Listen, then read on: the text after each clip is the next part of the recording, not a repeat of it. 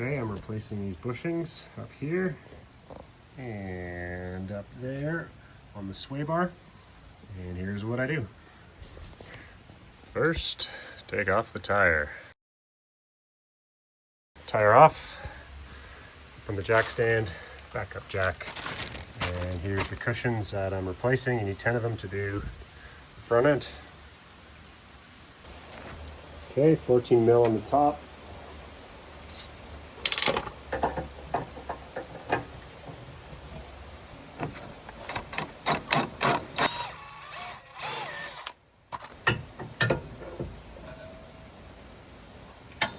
Next, loosen these off. 12 mil wrench. All right, 14 mil on top. Take that one off. So it would be a lot easier to take this off, but don't feel like taking it off. So I'm just kind of going at it from different angles. So because I have one of these style wrenches, I can get in there and loosen that off.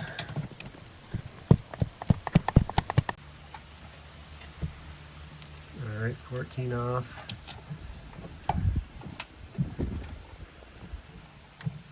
And then I'll use two hands, but take the top washers off if you can, and then you can slowly start swinging that out of the way and use your 12 mil to get this off. All right, finish by pulling out the bushing. This will get replaced next week.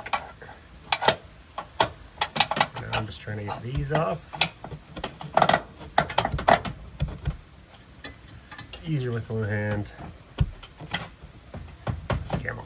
There we go. And yeah, you can see how dried out those are, and that's why I'm replacing them. And that's it with the new bushings on. Put the nut back on, reinstall this stuff, tighten it up, torque it down, and then go to the ends. All right, those are all buttoned up. Now on to the ends.